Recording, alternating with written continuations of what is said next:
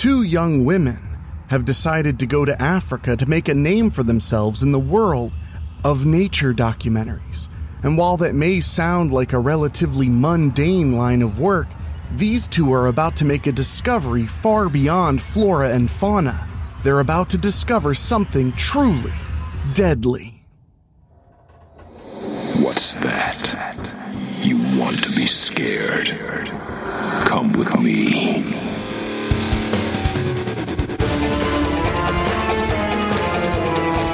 You will experience tales of horror, ghosts, and death. It is not recommended for the weak at heart. Listen in the dark. It's more fun that way. This is Weekly Spooky.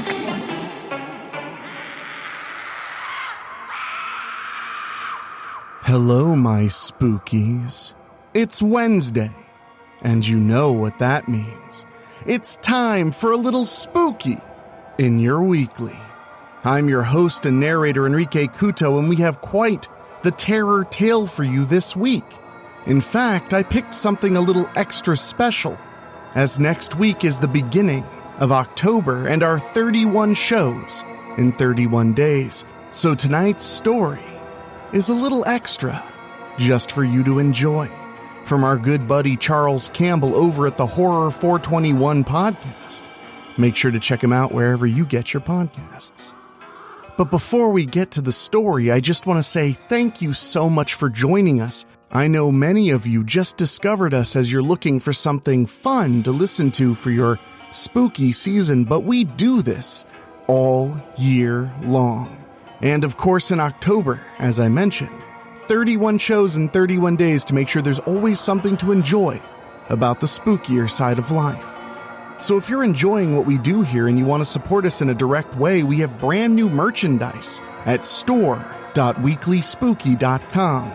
We have hats and t-shirts and a few other things you might enjoy. And if you want to support us in a very, very direct way, you can head to join.weeklyspooky.com and become a patron. For as little as $1 a month, you get 2 bonus shows every single month and, of course, my undying gratitude. So head to join.weeklyspooky.com and join over 105 other spookies and support the show. But now, my friends, it's about time we start the story. But before we do, make sure you're subscribed. And if you want to help us out in a way that costs you absolutely nothing, leave us a 5-star rating on Apple Podcasts or Spotify. But now, as fall is approaching, let's hop on an airplane and head to the wilds of Africa, where something terrifying is going down after this.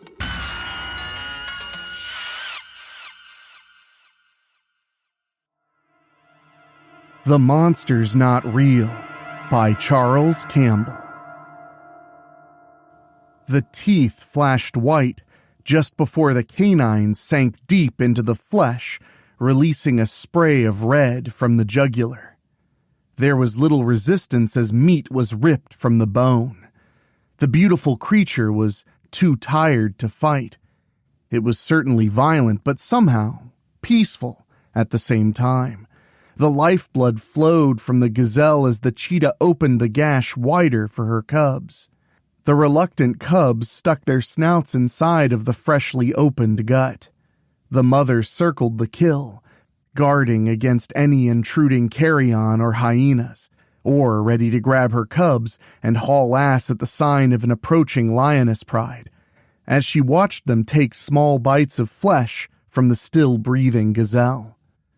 There was one final twitch of the back legs as life mercifully escaped the majestic animal. The cubs peered over the belly of the fallen beast with bright red circles around their grinning mouths. Their mother guarded them until they had their fill and took her turn at the buffet. Gwen stopped recording and gave a thumbs up to Sarah. This was the first month of tracking this adult female and her 2 cubs. Gwen Faulkner and Sarah Mathis were in South Africa to study big cats and became attached to this family in their first week of filming. Clementine was the name they gave the mother cat. Itchy and Scratchy were the cubs. Sarah was a big fan of The Simpsons. The names were appropriate because those cubs scratched and clawed at each other constantly, as if they could never quite quell an itch. "Time to go," Gwen said as she placed the Canon Vixia digital recorder in a sturdy pea-green canvas knapsack. "What time is it?" Sarah asked as she placed a hand flat over the front of her eyes to shield the sun. "It's about 3 o'clock, Gwen started. "Let's leave them to their meal. I need to clean up. I'm sweating bullets over here. Why don't you ever wear those sunglasses I bought you in Atlanta? I think I might miss something out here if I put them on. And you wouldn't be able to stare into my blue eyes," Sarah responded as she removed the white ponytail holder from her long black hair, winding it around and around tightly before resetting the holder in place, tripling it up to make it super tight, on the verge of painful. "And why do you insist on having that long-ass hair out here in the jungle?" Gwen grinned at her companion as she ran her fingers through her own short, cropped brown mop. "Well, this is more flatland than jungle, and I feel like an African queen with my hair flowing behind me as I run through the wild terrain," Sarah said as she placed the Cardinals' baseball cap back on top of her head and guided the ponytail out the hole in the back. "Oh, really? Just wait till one of them fucking cats gets their paws on those locks, my dear. You'll wish you would clip that shit down when he's eating your face off." Gwen was smiling when she said it, but she wasn't joking. She was so serious, in fact, that she contemplated pulling out the scissors while Sarah slept to make one clip at the base of the ponytail holder. "Ooh, I really wish you would try that, Gwendolyn," Sarah said as she leaned in close, the brim of her Cardinals cap sliding up the front of her forehead, and planted a wet kiss on Gwen's chapped lips. Gwen pushed her back lightly with the palms of both hands. "Let's get back to camp, you cheeky monkey." "Oh, behave," Sarah laughed as she started up the old Jeep Wrangler and put it in first. "Hold on, Gwen. It's gonna be a bumpy ride." Camp was a few miles back to the east of where the women set up to watch Clementine and her babies. It was a wooden shack that was equipped with electricity via a gasoline-powered generator. Inside the shack, there was a hot plate and a couple of outlets that they could use to power their computers, as well as charge their phones and other equipment. On the outskirts of the flatland, just on the edge of civilization, they filled up the Jeep with petrol and did the same with 7 10-gallon gas cans they had brought along for the adventure. The wooden shack had been sheltered to a few documentarians before them, and the first thing Gwen saw when she opened the door for the very first time was a stuffed hyena with a wild grin sitting atop a note. The note said, "Mufasa, enjoy the show," to which Sarah said, "Say it again," and Gwen played along. "Mufasa." A portable shower station was located directly behind the shack, and an old-fashioned moon door outhouse was about 30 yards west of the shower station. The women had to procure and boil their own drinking water. Sarah had brought a couple of cases of Aquafina with them, but they disappeared quickly in the African heat. There was only so much they could stuff into that old brown Jeep. They did have chicken, beef, and shrimp ramen out the yin-yang. Anything else they ate, they killed and cooked. Survival of the fittest. Gwen was the first one out of the no-doors Jeep when it came to a bumpy stop a few feet from the shack's front door. "Dibs on first shower." "The hell you say?" Sarah yelled back as Gwen turned the corner around the back of the shack. "Sarah, get back here! Hurry the fuck up!" Sarah rounded the corner of the wood shack and grabbed the edge of the weathered corner, catching a nasty splinter in the palm of her hand in the process. She barely noticed as her orange Reeboks skidded to a sudden stop. "What the hell is that?" Sarah's mouth was agape, and trickles of sweat dripped from both sides of her face, rolling down her sun-reddened cheeks. Gwen was kneeling down on both knees when she looked up. "I have no fucking idea what this is.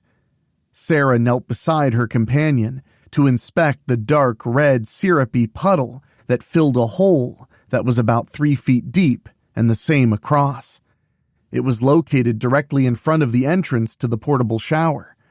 The women stood together and started following a trail of the dark syrup that led away from the hole towards the tall grass.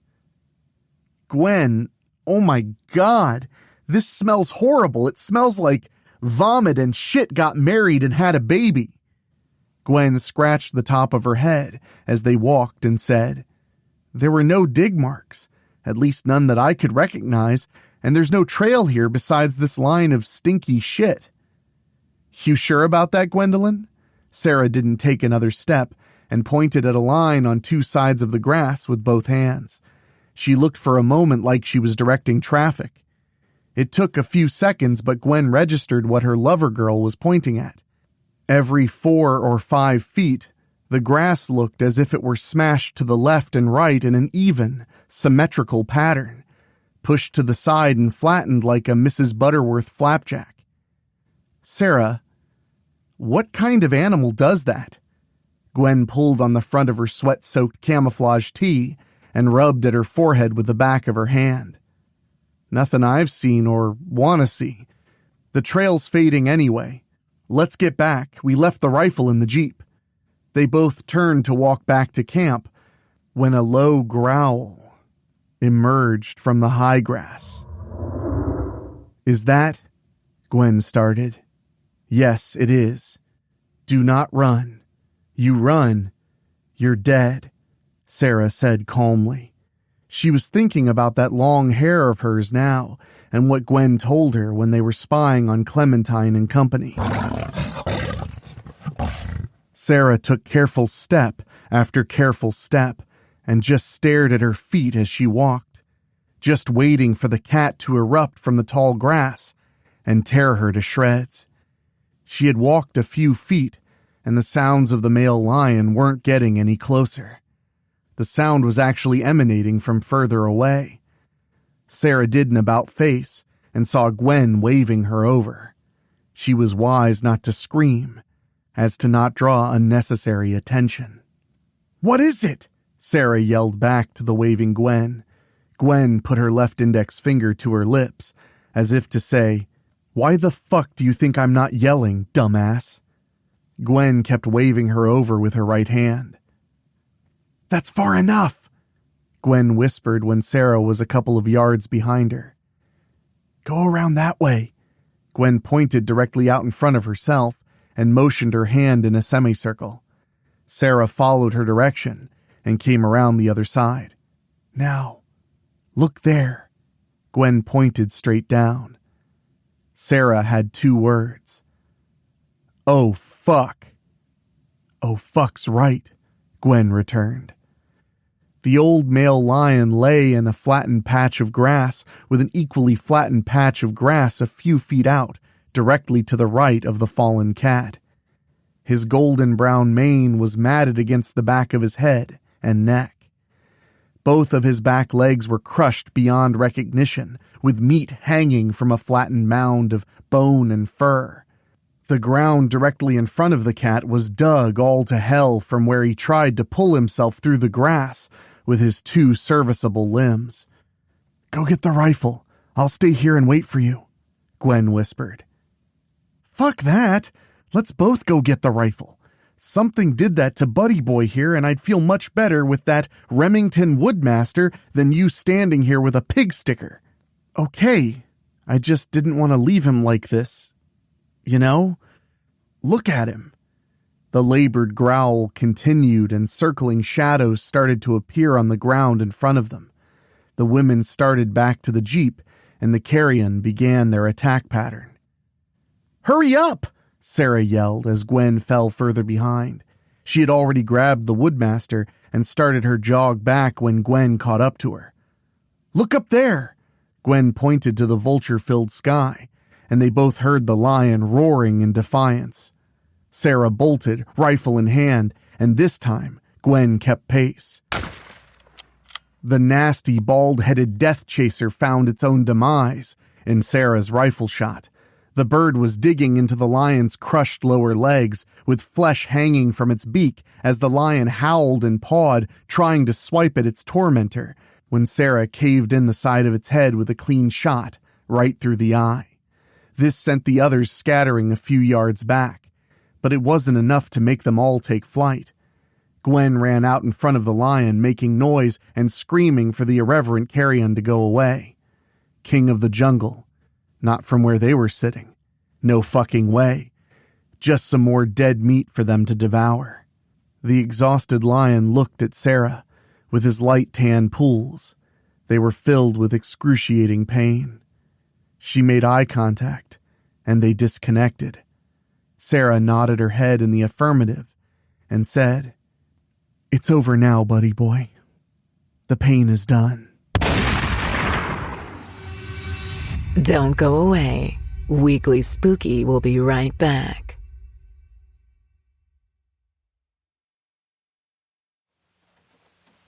9:00 p.m. "Did you remember to cover the Jeep?" Gwen asked as the sound of heavy rain pelted the roof of the shack. "Yeah, I got the green tarp over it about an hour ago," Sarah replied.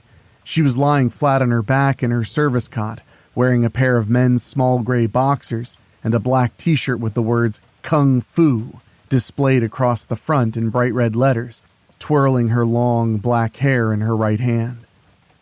"I know you're still thinking about it." Gwen stood over the hot plate, stirring a newly made bowl of shrimp ramen. Shrimp that reminded Gwen of the sea monkey family she had seen in novelty stores as a kid. What could do that to that big-ass lion? And where is it now? What was that red shit in the hole out back? Sarah shook her head from side to side as she asked these two questions aloud. "You think he pissed off the wrong elephant and got his ass literally stomped?" Gwen asked, and then puckered her lips to cool her freshly boiled soup. "I don't know. I mean, I guess that could be it. But the way his hind end was smashed, it looked like something heavy and solid just dropped on him. And we certainly didn't see any elephant tracks coming back from our red trail or whatever the hell that was. You want some?" Gwen asked as she held the bowl of ramen out in Sarah's direction. "No, I don't want any soup right now. I'm not hungry." Gwen sat Indian style with legs crisscrossed in the middle of her cot, wearing fluffy pink bedroom slippers and an oversized nightshirt with Gumby's face on the front. "Well, Sarah, what do you want to do? You want to put it on hiatus and call in some big guns tomorrow?" "I don't think so. We didn't see it, so we don't know what it was. And I didn't hear anything outside of the lion howling and those damn birds yapping. I think we need to hold off until we kind of know what we might be dealing with. We don't need folks thinking us two girls get spooked so easily. You agree?" "Yep. I just wanted to hear you say it." Gwen bounced up off her cot and set the aluminum bowl on the makeshift counter. "Now, do you want some dessert?" Gwen smiled at Sarah as she lifted the nightshirt up over her head. "Now, I will have some of that," Sarah replied, kicking her boxers to the floor.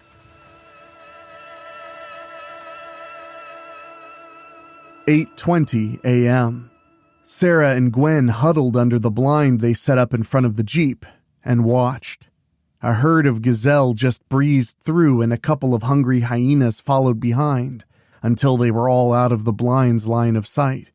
"Getting worried," Gwen said, and then stepped out of the shield of the camouflaged blind. "We usually see them by now." "I know. I'm worried too.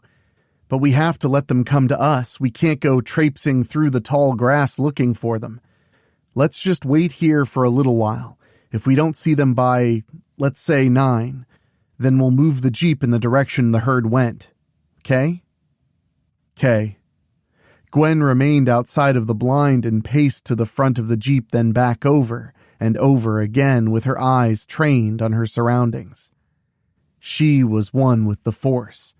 Her Ray-Bans kept the early glare out of her vision, and Sarah even brought the Ray-Ban fakes that Gwen picked up in the Atlanta airport at the start of their journey to Africa. the cradle of civilization. 9:02 a.m. The women were breaking down the blind when Gwen stood up and put her finger to her lips and gave a, "Shh, be quiet, Sarah. Shush it, Sarah. Just listen." It was quiet, but Sarah could hear the faintest noise that sounded like Scratchy. His little whine was distinctly higher in pitch than his sister Itchy, and even though it was barely within earshot, both women recognized it as belonging to the male cub. "It's coming from that direction." Sarah pointed to her left toward the watering hole. 2 days after they arrived, the women captured video of hyenas, gazelles, cheetah, and more than a few lions all together in what they thought were precarious harmony, drinking at the watering hole. Gwen remembered it brought to mind the sheepdog and the coyote clocking out for lunch in the old Bugs Bunny cartoons, calling a ceasefire while they enjoyed their break. This was the same kind of thing, and it was the damnedest thing either one of them had ever seen until they saw a cast-out alpha male lion with a crushed hind end a stone's throw away from their camp. Yep, that trumped the watering hole, and the red syrup vomit-smelling shit trumped them both. They made their way through the tall grass until the watering hole was in sight. "There he is," Sarah whispered, as she pointed to the house-cat-sized cub striding in wide circles, crying for his mother and sister. "Where's Clementine and Itchy?" "Dunno. I don't see them," Sarah said as she knelt lower with both of her knees popping. "I'm scared, Sarah. Scratchy's not going to make it without Clementine. Should we—" Gwen began. "Abso-fucking-lutely not, Gwendolyn. We're here to film and document. What happens just happens. That was the deal." "But look at him. That thing might have gotten his mother." "Just what thing are you talking about, Gwen? There is no thing. It was getting to me too, I get it, I do, but the monster we made up is not real. There are plenty of other real monsters out here that can kill either one of us just like that." Sarah snapped her fingers. "I still think that we should—" Gwen started and shut up. There was the sound of something approaching them from the south at a high clip. It was the sound of paws tapping earth with uncanny speed. Oh shit, something's coming fucking fast. It's over there," Sarah whispered, and motioned toward the parting grass about 20 yards behind them. Scratchy continued to walk in circles and whine. The women had to fight off every instinct in their bodies to keep from standing up and yelling at the cub to vamoose, scram, get the fuck out. An orange-brown spotted blur flashed by the women, no more than 4 or 5 feet away at its closest, and cleared the tall grass. It was Clementine, running for all she was worth. Scratchy peered up at his mother, and without missing a beat or slowing down, she grabbed her baby around the neck and kept trucking to the other side, back into the tall grass. A cheetah's sprint is something to behold, and it's normally brief. Not this one. Clementine gained an Energizer Bunny boost from somewhere, because she never slowed down. Not for a second. Did you fucking see that? What the fuck was that? Gwen's hands were both trembling violently, and she had to plant both of her knees into the soil to keep them from knocking together. I hope she didn't break the cub's neck when she picked him up that way. I hope he's not dangling lifeless from her mouth right now. I've never seen anything like that. Not on Animal Planet, Mutual of Omaha, or any tape I've ever seen. The women stood in unison to walk back to the Jeep. They had taken a few steps when Gwen stopped suddenly and pointed. "Sarah, there's another one." Fuck. I left the rifle in the Jeep.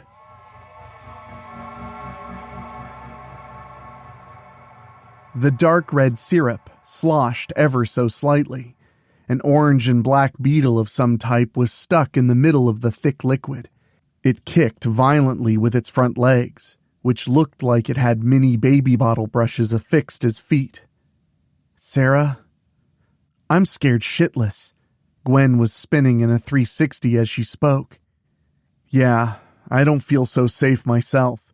The hole's about the same width, and if you look that way, Sarah pointed to her left with her eyes, intently trained on something just ahead, in the distance. You'll see where the grass isn't quite as tall, and then disappears on each side. Same pattern, Gwen. It's been smashed into the ground, and the trail is here. This stinky goo heads that way. Let's go back to camp and use the satellite phone. I don't care if they think we're a couple of scared little girls that got spooked. Gwen reached for Sarah's hand to gain acknowledgement and understanding of the situation. Sarah understood and acknowledged, but she said, I'm not calling anybody until we see it. If we see it, I'll put a bullet in its head, and then we can take a picture of the carcass and post it on the website. Now, let's get back to the Jeep because my dumbass left the rifle. Sarah and Gwen whispered their argument all the way back to the Jeep. In the spot Sarah pointed out, about 10 yards away from the new goo puddle, was an orange and black splat. Itchy was in the center of the flattened out grass, and all that was left of her was her coat and crushed skull. The guts had splayed out and had been pushed into the ground. Itchy's death was quick, and poor Clementine witnessed it. She knew there was nothing she could do for that baby, and she beelined it to her remaining cub faster than any gazelle she had ever chased down. The clouds in the west started to bunch up, and darkness was coming to the flatland. At the Jeep. Storm's coming. You can smell it. Gwen looked to the quickly darkening sky. The clouds were pushing together from opposite directions, as if they were the Bloods and the Crips back in the day ready to rumble, pre-drive-by shooting days. I'd like to take this rifle and follow the trail. Maybe we can figure out what's causing those weird square puddles. You remember what I said about this monster not being real? Yeah, I remember, Gwen replied. Sarah removed her fake Ray-Bans and trained her eyes on Gwen. I didn't believe it when I saw it. I know. No sooner did Gwen get the words out than the heavy drops of rain came, and once they started, the faucet was turned wide open. The companions jumped into the Jeep, and Sarah peeled out back towards the camp. The rain was relentless, and Sarah was driving on instinct more than vision going in the general direction of camp. Gwen was pushed up against the dashboard, trying to help guide her friend. Sit back, Gwen, I got this, Sarah screamed. You can't see, Sarah! I can't see! Just stop the fucking Jeep! I know where we are! Stop the Jeep! We're almost back! Stop the motherfucking... In the matter of a couple of seconds, down was up, and up was down. The front right tire of the Jeep dropped into a 3x3 hole of stinky vomit shit red syrup. The Jeep flipped, front first, sending Gwen flying out of the passenger side through the top and out in front of the Jeep. It was slow motion for her. Gwen felt like she could see each raindrop hit and slightly sting her face as she sailed into the darkness before landing with a sickening thud on her left side. She heard but didn't yet feel the crunch of two ribs giving in. Gwen blinked furiously, trying to get her eyes to adjust. It was like someone caught her off guard with a sudden camera flash. Sarah? Then Gwen rolled onto her back and was out. Did you hear that? Better check the locks on your doors. Weekly Spooky will be right back. The Cardinal's cap was laying in the mud just in front of the Jeep's still blaring but upside down headlights. Sarah strapped in her seatbelt. Gwen had not. Sarah was still secured in her seat with the blood rushing to her head. She had sustained a nasty whack on the same dashboard that she had screamed at Gwen about nudging up too close. The engine was still running, and the wrong side up tires spun furiously because Sarah's foot was still pressed down hard on the gas pedal, like it was shocked into place. Ugh. Gwen? Sarah was coming around and lifted her foot from the gas pedal. Her head felt like it had taken a direct shot from Iron Mike and pulsed worse than any headache she had ever experienced. There was a trickle of blood dripping onto the ground from her scalp, up her forehead. The rain was still furious, and Sarah blinked feverishly as Gwen had done after her fall, but Sarah stayed awake. What the fuck? Ow! Ow! Gwen? You there? The cobwebs began to clear, and Sarah realized that she was upside down, still strapped into the Jeep. She remembered them getting into the Jeep after seeing puddle number 2, and didn't remember slamming into puddle number 3. Now her focus was on Gwen. She leaned forward with her left arm to brace herself and unlatched the seatbelt with her right hand. Gravity did the rest, and she rolled out onto the wet ground. Besides suffering a concussion, she had broken no bones, and outside of a growing goose egg on her forehead, she was fine, physically. Gwen! Sarah staggered through the sheets, pausing only to retrieve her prized hat from the mud to her fallen partner. Gwen, stay with me. Don't you do this. Sarah grabbed her by the right wrist and quickly found a strong pulse. Oh, thank God. A rumble of thunder filled the flatland, followed by a flash of blue lightning that cracked like a whip. The smell of ozone was thick. The lightning had splintered something in the earth about 50 yards from where Sarah was kneeling over Gwen.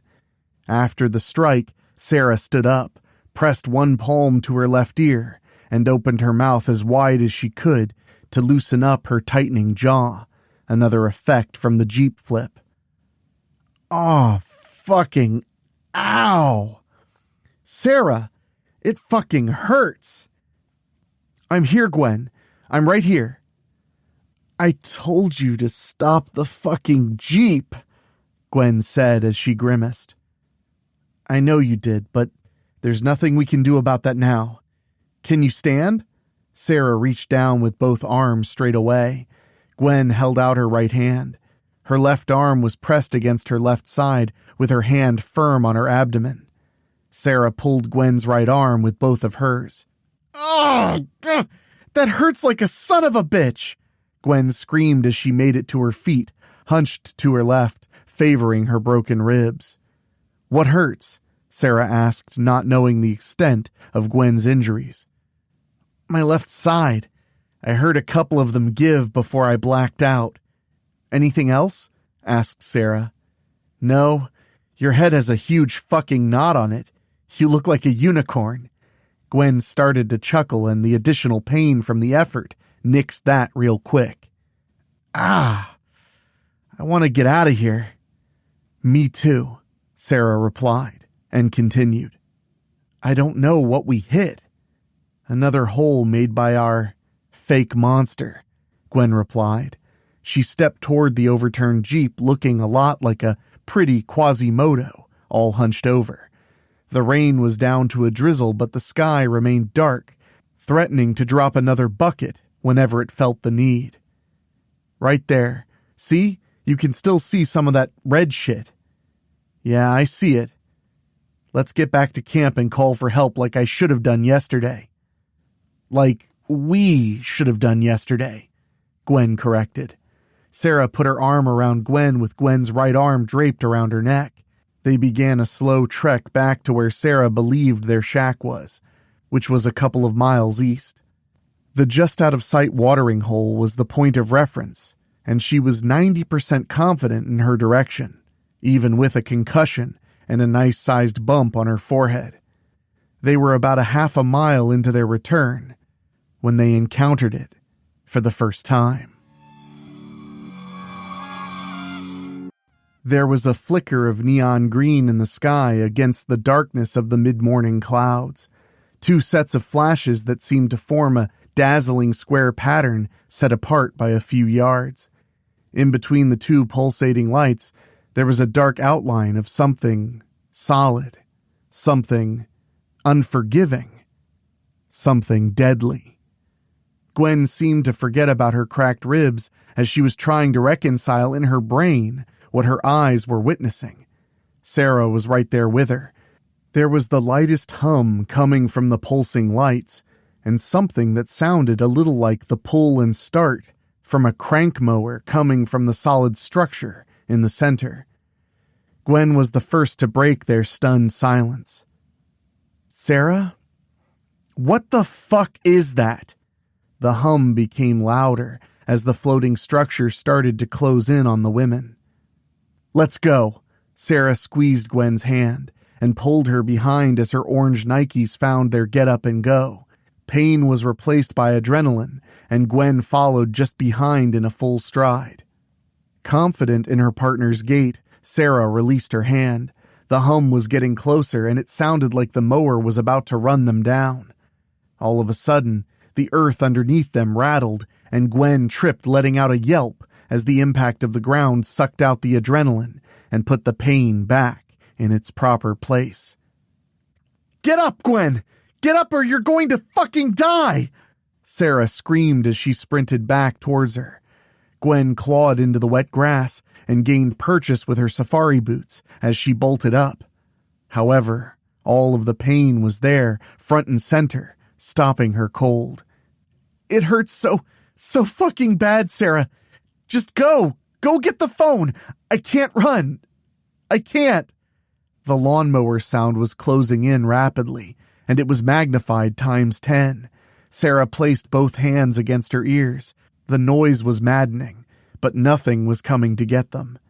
The solid cube structure that had the sheen of smooth black marble had planted itself into the earth just behind Gwen.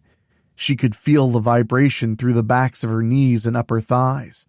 The mower sound was in full throat, and Sarah pulled Gwen away. It let them get back to the shack.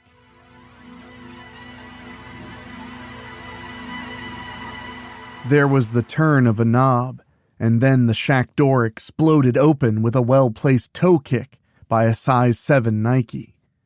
"Okay, Gwen, let's get you down." Sarah led her to the cot with her left arm around Gwen's waist, while her right hand held Gwen's around the back of her neck. Tears were streaming down Gwen's face, but she remained surprisingly composed. "Just ease me down. Easy. Oh, it fucking hurts," Gwen mumbled as Sarah gently rolled her down on top of the cot. "Sarah?" "Yes, Gwen?" "Go get the fucking phone." Sarah removed the black phone from the charging station and held the power button. The green backlight came to life, and Sarah dialed the emergency number 10111 and pressed the call button. Click, click, then static. Sarah pressed the end button and started again. Click, click, static. With the static, Sarah thought about a quote from an old horror movie she had seen as a kid. "They're here." "That they are," she said, as she set the phone back into the charging station. "They're what, Sarah?" Gwen asked, trying not to breathe too deeply. "Good news is the phone is working. The bad news is there's no signal. Maybe it's the storm." "No, Sarah, no, the phone has to work." Gwen started sobbing. "The fucking phone has to work." The rain was back, just as heavy as before. "I need to get that shirt off and clean you up." Sarah opened the door to the shack and retrieved a 5-gallon bucket from just outside, used to collect rainwater. "Come on now, let me help you." Gwen lay flat on her back and raised her arm above her head. Her left arm wouldn't cooperate. Sarah pulled up the right side of the camo tee first, and Gwen pulled her right arm through and out. Sarah carefully moved the shirt down her left side and pulled it free from her left arm that Gwen still had pretty much pressed against her side. "Oh, Gwen," Sarah said as she was taken aback by the approximately 5-inch by 3-inch dark blue bruise on Gwen's left side. Sarah dipped the white washcloth deep into the black bucket. At first glance, it looked as though she was dipping it into a pool of crude oil. Sarah pulled the washcloth out quickly because of the mind trick and found clear water running down her forearm from the soaked cloth.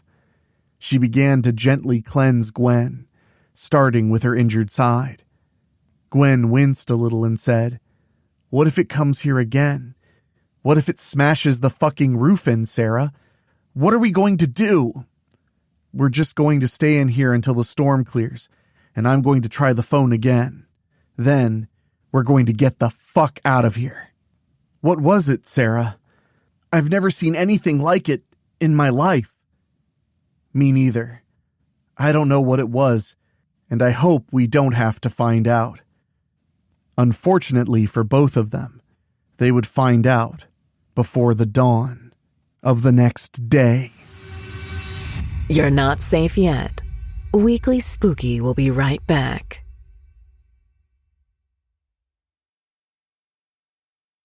"11:45 p.m.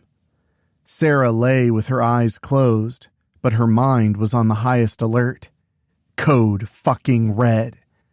There would be no sleep that night. Gwen moaned in the darkness with each breath she took. Sarah had cleaned and bandaged Gwen's wounded left side. The generator had run out of fuel an hour earlier, and the storm outside kept Sarah in her cot, listening to Gwen struggle with the pain of sucking in air. She had tried the phone more than 10 times since she first got the click, click static. "They're here. Remember that, Sarah?" she thought to herself. Midnight. The thunder continued to growl like another big, hungry African cat. The noises of popping and clicking from something not so far away followed. The strike that came after shook the shack to its foundation, sending a few dishes collapsing from the counter. It was strong enough to knock the satellite phone from its cradle. It crashed down on the wood floor, and the green backlit display suffered a crack right down the center. Gwen grimaced as she sat up in the darkness. "Sarah? That was close," Gwen started. "What time is it?" "Not quite sure. I think it's a little past midnight. You okay, sweetie?" Sarah asked. "Not really. I just want to pack up our shit and get the fuck out of here. My side is killing me. I can't breathe right." "As soon as the storm passes, we'll get somebody on the phone and get out of here," Sarah replied as she switched on the Coleman lamp. "Sarah?" "Yes?" "Did you get the camera?" "No, it's still in the Jeep. If it's still in one piece, that is." "Rifle?" Gwen asked. "Jeep," replied Sarah. "Can we go get them when the rain stops?" "I'll go get it, Gwen. You'll stay right here until we get some help." "Sarah?" "Yes?" "I love you." "I love you too. Now, try to rest." 1:22 a.m. "Gwen, wake up! That's outside the door!" Sarah bolted off the cot and knelt down in front of the old shack door. "Sarah, we know that sound." The women could hear the unmistakable whine of Scratchy, followed by the sound of sharpened claws scraping against the door. The thunder still rumbled and the rain still pounded, but something inside of Sarah made her open the door. Scratchy slowly limped through the door with his body trembling terribly. He continued to talk in his kitty language as he stepped gingerly. His orange and black coat was covered with red, sticky, syrupy shit, and his back left paw was smashed flat. Just a flap of crushed bone and fur remained. He collapsed in the center of the floor and turned his head up towards Sarah. "I think Clementine's dead. I think she died protecting her baby," Sarah said as tears flowed down the sides of her face while she gazed upon the wounded cub. He looked back at her with frightened eyes, eyes that asked, "Where's my mommy?" "We gotta get out of here, and we have to leave right now." The humming noise was back, along with what sounded like a Briggs & Stratton lawnmower falling rapidly from the sky. Sarah backed up against the front door, and the adrenaline kicked back into Gwen as she stepped into her pull-up shorts and moved close to Sarah. Scratchy looked at them both, and he looked too human in that moment.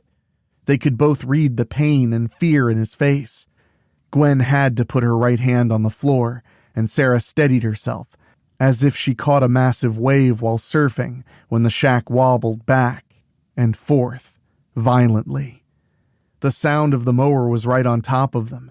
Sarah and the adrenaline-infused Gwen scrambled to their feet. As Sarah turned the knob on the door, the solid black structure caved in and splintered the roof. Scratchy didn't even see it coming. His gaze was still fixed on Sarah and Gwen when the solid black marble-esque cube crushed his entire body, pushing him through the wood floor, back into the earth below. The women ran back into the rain and the darkness. Sarah held the Coleman lantern in her right hand and Gwen's hand in the other. "Ugh!" Sarah screamed in agony as something jerked her from Gwen's grip, tossing her to the ground with devastating force by the back of her long hair, sending her sprawling flat on her back into the wet grass and dirt. It was dragging Sarah over the terrain as she clutched and clawed at the moving ground, trying in vain to stop. "Let her go! What the fuck are you?" Gwen was temporarily frozen in place as her mind tried to tell her, "The monster's not real. Nope, you're not seeing it right there in front of you, pulling your lover girl's hair from its roots. It's not really happening because the monster's not real." "Gwen, run! Just go!" Sarah yelled into the night as she was being pulled toward the smooth black center cube. Gwen couldn't move except for the trembling of both hands and the knocking of her knees. The broken ribs weren't even an afterthought. She could have taken a direct shot to them with a baseball bat, and, in this moment, she wouldn't have felt a thing. Sticking out symmetrically from the right and left side of the smooth black cube was an equally smooth black cable. Attached to each end of the cable was a flat metallic panel that was approximately 3 by 3, and they were stuck firmly into the earth, flattening out anything underneath. There were flashing green lights that lined the outer edges of both sides of these panels. The coiled mechanical claws wrapped around the base of Sarah's ponytail and gave another vicious tug. Gwen watched in horror as she heard the sounds of skin and hair being forcibly ripped from underneath the cardinal's cap. The ponytail attached to a jagged and bloody piece of Sarah's scalp pulled through the back hole of the hat. "Ah!" Sarah unleashed a scream that wasn't human. It wasn't the scream of a late-night B horror flick or the scream of a woman being assaulted. Sarah's scream was unlike any other that Gwen could ever recall, even in her darkest dreams. For just a moment, it looked as if Sarah might get away, and Gwen found her voice again. "Here! Hurry! Hurry, Sarah! Please, baby!" Gwen stretched out her hand to her partner. She held it out like she was awaiting a baton, and she was the last relay runner. Gwen, thank God!" Sarah's fingers barely grazed Gwen's fingertips when she was suddenly yanked back into the darkness. "No!" Gwen scrambled towards Sarah when a solid but flexible black coil lashed out and hit her across her midsection, sending her airborne. She landed in a heap very hard on her injured side, and there was another gut-wrenching crack. The wind left her body immediately, and she blinked her eyes rapidly, as she had when the Jeep overturned. This time, she saw a pair of large, oval neon green eyes blinking back at her from a distance. As she was losing her grip on consciousness, she saw the dark, hulking figure toss Sarah into an opening on the back side of the black cube. The last thing she heard before the lights went out was Sarah screaming for just an instant, and the sound of a lawnmower engine.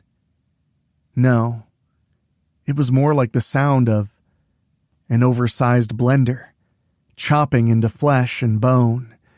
It was sure to leave behind a concoction of red syrupy shit in a 3x3 puddle. Gwen was out, and Sarah was dead.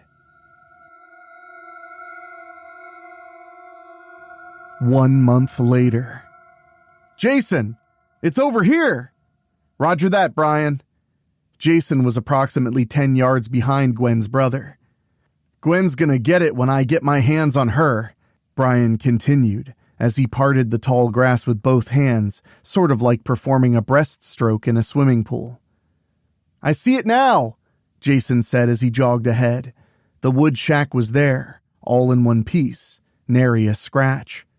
Gwen! Sarah! Jason shouted toward the front door. Jason gave 2 quick knocks before he turned the knob. He stepped in with Brian just behind. Sitting right atop the makeshift counter was a stuffed hyena with a wild grin. Tucked neatly in between its front paws was a note. The note said, Mufasa! Enjoy the show, Brian. Sarah and I packed up on September 8th. There's gas in the generator out back. The phone's broken. That's why no call. Love you, Gwen. P.S. I left something for you about 30 yards in front of the door in the tall grass, to the left. That fucking Gwen, Brian grinned as he passed the note to Jason. Jason returned the smile and said, Let's go see what she left for us. Jason led the way as they walked outside. It was mid-morning and the dark clouds were quickly tumbling together. Okay, we're about 30 yards out. Look around. Brian ran his hand through his short-cropped brown hair, just like his sister had done, not all that long ago. Hey, over there! Jason pointed his left hand toward the top of the grass line. You see it? See what? Over there. Jason shook his finger to his left with more urgency. The grass goes flat over there. Got it. Brian followed his buddy through the grass. What the fuck? Brian stopped cold. Brian, you gotta see this over here. Jason yelled from a few yards to the right of where Brian was transfixed. No, Jason, you need to get the fuck over here first, right now. Brian, there's some red stinky shit over here in a square hole. Fuck that! Get the fuck over here! Brian screamed in panic. The clouds converged and the first heavy drops began to fall. There was a blood-stained cardinal's cap, turned upside down on the ground. A long black trail of hair, still held together by a white ponytail holder, lay beside the hat. The faucet was then turned completely on. Brian grabbed the hat and hair and the men ran back towards the shack. Jason, who is that? Brian yelled into the rain as the door of the shack came into view. Is that Gwen? Gwen, is that you? Jason yelled behind. The figure moved backwards into the shack. Brian was the first to come bursting through the door. Gwen? Oh my God, Gwen! What happened here? Gwen was lying naked as the day she was born, flat on the cot, staring up at the shack ceiling, mumbling quietly to herself. What's wrong with her? Jason asked. No sooner did Jason speak than Gwen sat straight up in the cot, chanting, The monster's not real. The monster's not real. The monster's not real. The sound of thunder boomed, and there was a hissing and popping in the distance. What the hell? Brian started. Is that a fucking lawnmower? I told you they'd come, said Gwen. Who'd come? Brian asked, while Jason tried to make sense of it all. I wasn't talking to you. Gwen's lips parted in a wide grin when the shack began to rattle violently. The trap was sprung. They were the beetles trying to swim in red, syrupy shit. Gwen's last thought was a monster's lie. I can't wait to see Sarah again. The boys never knew what hit them.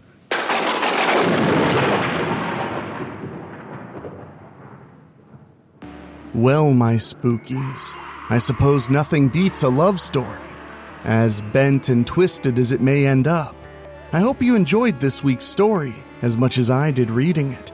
And I want to remind you again, October is 31 shows in 31 days, so make sure you're subscribed on your favorite podcasting app because we have so much more to share with you, not only scary stories and exclusive novellas, but also some content about horror films, scary literature, and so much more. So, make sure you're subscribed. I also want to mention this Friday, as a special treat to ring in October, I'll be releasing a recording of the Edgar Allan Poe classic, The Pit and the Pendulum. One of my all-time favorites, and it was a lot of fun to perform. So make sure to check that out this Friday, and don't forget Monday, the last day of September, is Monthly Spooky, a fun way to wrap up the month talking about spooky news and all kinds of strange and eerie topics with my good buddy, Michelle. And speaking of good buddies, I want to say an extra special thank you to our Patreon podcast boosters, folks who pay just a little bit more to hear their names at the end of the show. And they are Johnny Nix, Jenny Green, Amber Hansford, Brent McCullough, Karen Wiemet, Jack Kerr, and Craig Cohen. Thank you all so much for your support. And if you want to hear your name at the end of every episode of Weekly Spooky, just go to join.weeklyspooky.com and choose a tier at $15 a month or higher. Not only will you hear your name through my silky smooth voice, but you'll have my undying gratitude and all the other bonuses that Patreon provides. But now, my friends, it's time for me to get back to work. I wasn't kidding. We have 5 novellas just for you this October, and so much more. So, for myself, for my executive producers, Mark Shields, Rob Fields, and Bobbletopia.com, my producer, Dan Wilder, and our composer, Ray Mattis, I will talk at you very, very soon. Thank you for listening. Make sure to find your way back next week. But for now, you are safe. Trust me.